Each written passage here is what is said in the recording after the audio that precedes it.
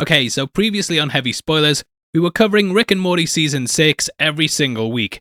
However, there was a bit of a break, but we're back with Episode 7. Packed with Easter eggs, callbacks, and little details, this breakdown is going to be going through it all to bring you a big review of the latest entry. Titled Full Meta Jack Rick, this title is of course a nod to Stanley Kubrick's Full Metal Jacket. The episode starts off in the style of a previously on recap, which is used to great effect to not only fill in the gap, but also set up the premise of the episode. Early on, Rick and Morty find themselves trapped in a previously on segment, and the intro follows them as they break on through it. To me, it's the most creative opening I've seen for a Rick and Morty episode, and it's so well put together, chronicling the events of this season whilst adding some new stuff. We start off with a clip from Beth Twinstinct, with Space Beth admitting that she had sex with Beth. Next, we cut to episode 6, after Rick fixed the portal gun. Now from this point, we get a new sequence which was added to the titles, and it shows Rick and Morty meeting Jack the Ripper. You can see that he's just carried out one of his killings because of the feet that are popping up in the bottom corner. This is something that's only been used in the title sequence, and at first, I genuinely questioned whether I'd missed an episode. Hashtag heavy spoilers falling off as always, and they end up passing through this scene later on when they invade the titles. We then get Summer announcing, "I'm pregnant!" And this happens at her 18th birthday. We learn the same thing happened with Beth as well, and then cut to it raining meatballs. Clear reference to the movie Cloudy with a Chance of Meatballs, and before Rick can fully work out what's happening, we're transported to Jerry's funeral. We learn that he died whilst getting stung by bees. Oh, no, not the bees! Not the bees! Oh, wrong channel, and this is a reference to My Girl, namely how Macaulay Culkin's character Thomas died. Spoiler alert. Later on in a Green Mile-esque public execution scene, we see Beth is the one who's been sentenced to death for being the suspect that killed Jerry. I think Jerry's funeral was swapped in to try and throw Rick off, but he's still very suspicious. Also, Summer is heavily pregnant at this point, and she vows to call the baby Jerry Jr. Tony Hawk then makes a cameo to thank them for solving a murder, and shows of course throw in random celebrity ones that they keep constantly going on about. Now Rick manages to predict how the algorithm of the previously on construct is working, and after he gets Morty to propose, this sends them to a cliffside wedding. Rick brings up that for their honeymoon they should, "Let's go to a sealed chamber lined with ionized deuterium." Why? Because the charge acts as a narrative decelerant. Now using the phrase next time on, they're able to draw previously on out, who has the typical previously on voice. Guy shows up wearing a Letterman jacket with P&L written on it, and they jump onto him, which pulls them into the intro sequence. I rarely laugh out loud, but this had me absolutely dying as they went through the famous sequences that we've seen over and over. This includes a scene in which Rick leaves Morty behind to die, which Rick tells Morty that he shouldn't look at. Because of this scene, there's been so many different theories on what's going on with this opening, and there are some clues throughout the season that have hinted towards what's happened here. I had to dig into the archives of Reddit to see what the theories were, and some date back as long as 7 years ago. Found one from 4-in-1 Punt talking about how the pilot has Rick explaining things to a Morty, even though it's said that he always has a Morty.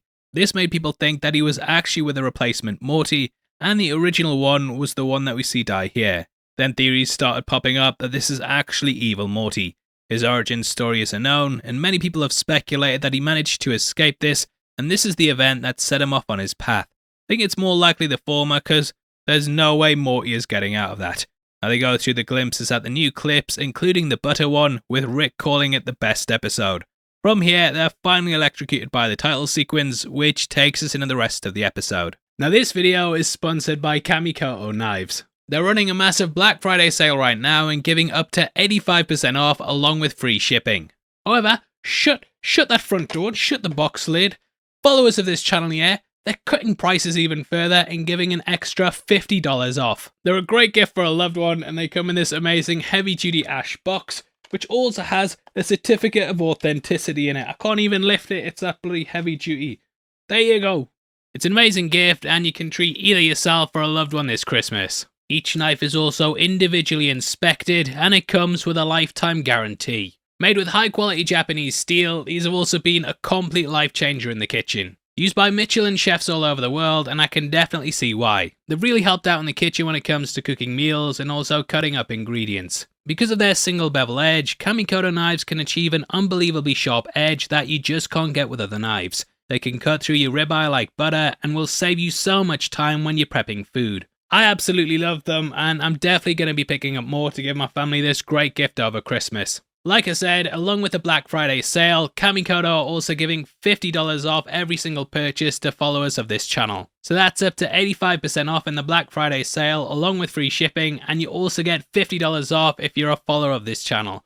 All you have to do is go to kamikoto.com/heavy spoilers and you get that extra $50 off.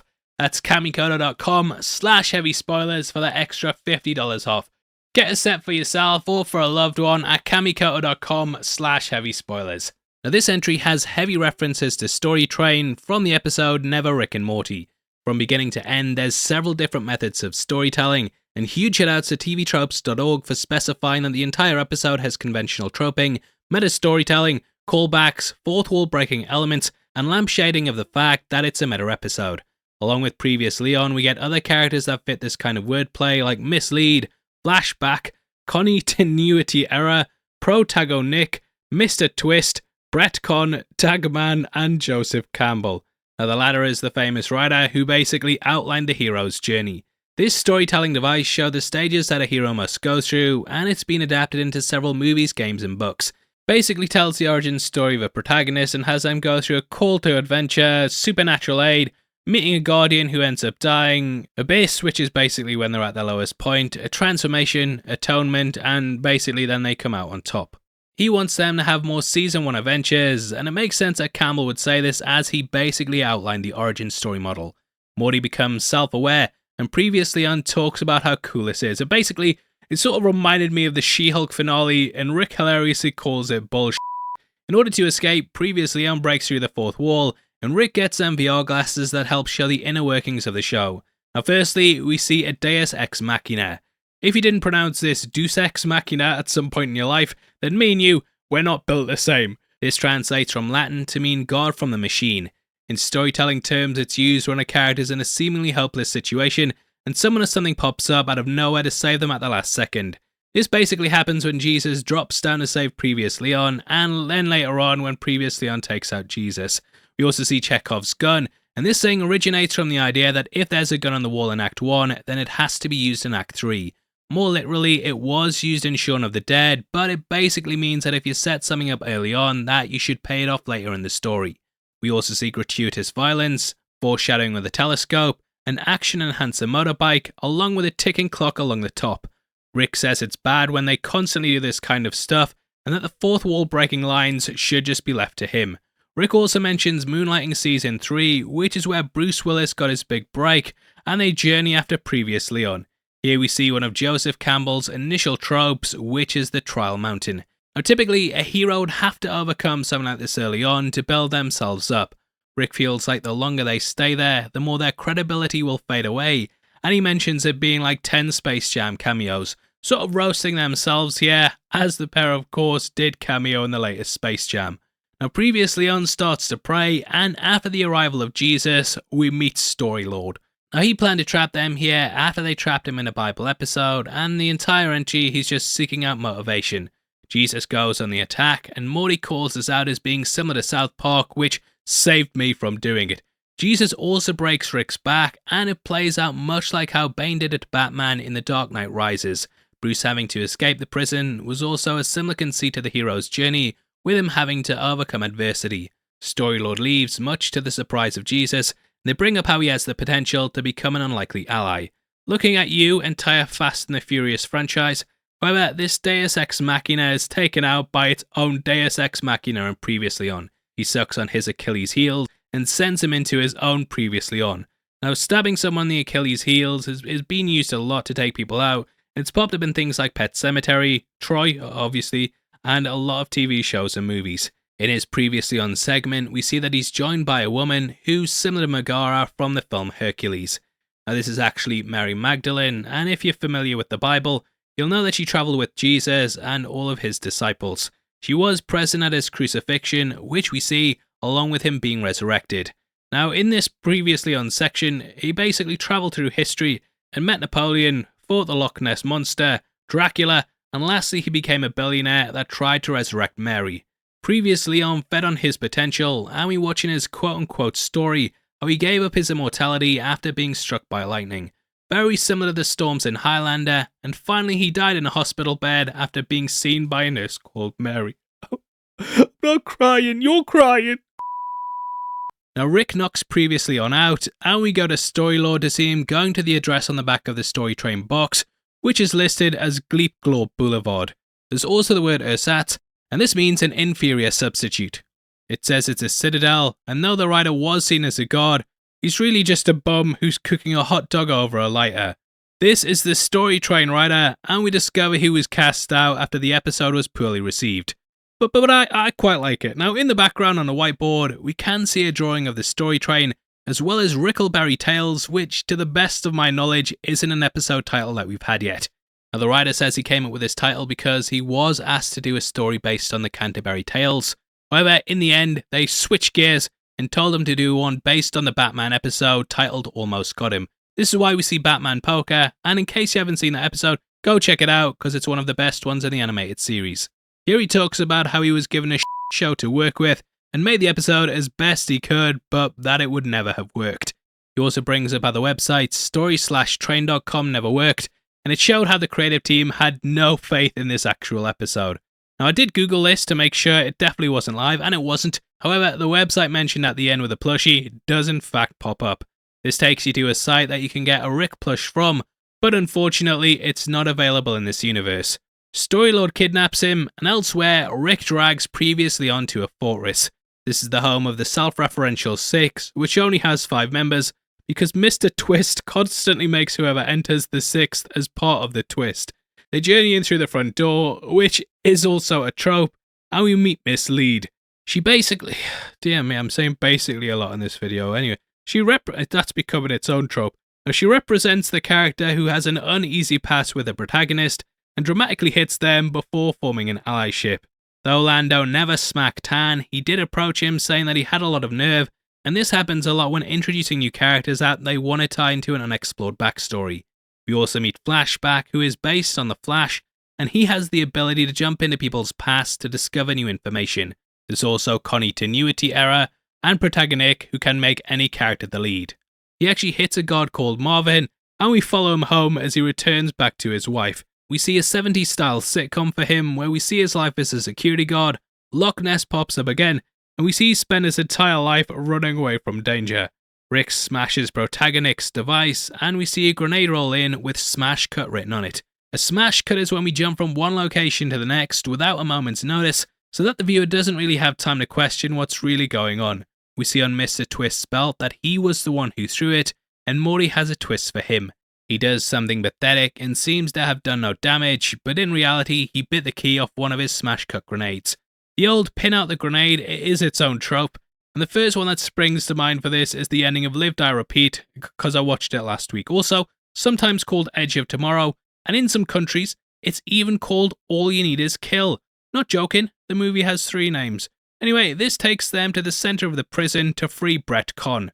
His cell is surrounded by sports because, as Rick says, it's the opposite of a story. Morty brings up how stupid it is he's called Brettcon, and how easily that it could be the original word retcon. Brettcon then retcons this to have the name Brettcon. Sorry, like... Brettcon then retcons it to have the name Retcon. We got through it. Whew. Now at this point, we also get a return of the butter robot. What is my purpose? Pass the butter. Thank you. Guy first showed up all the way back in 2014, and I loved seeing him back. Now they want to use retcon to make it so that they never went there, and they end up freeing him. Retcon is your godlike character, and you can completely see why he was locked up in the first place. Guy can alter reality at a whim, and following another of Campbell's story tropes, we see as they head into a low point before being saved by someone who becomes a mentor figure. Looking at you, Obi-Wan. Now he serves them up some Campbell's soup, which he admits is on the nose, and we see that he also saved Previous Leon. Previous Leon becomes the unlikely ally, and in his room we can see there's a burning book, an eye in a triangle, as well as a photo of the Invisible Man. Campbell is known for the book The Hero with 1,000 Faces, and the room itself is surrounded with lots of heads. There's also an Ouroboros, which is a snake eating its own tail. This is used in storytelling to represent a self-destructive nature, and we can also see a bottle of alcohol standing on the table. This is called Writer's Courage, which no prizes for guessing what that's about. Years play out, apparently, with them living through trials and character arcs. They get called back to the future rip-offs, and the pair of course started off as parodies of Doc and Marty. Other tropes to show that a lot of time has passed are included, such as Morty growing a beard, which is typically something that male characters do. Women are usually made to be pregnant as well, but since there's none here, he has to do that too.